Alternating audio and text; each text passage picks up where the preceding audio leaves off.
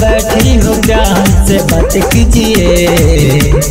पहिला मिलन की रात है शुरुआत कीजिए। अरे पहिला मिलन की रात है शुरुआत कीजिए। मैं जल रही हूँ आग में बरसात कीजिए। मैं जल रही हूँ आग में बरसात कीजिए।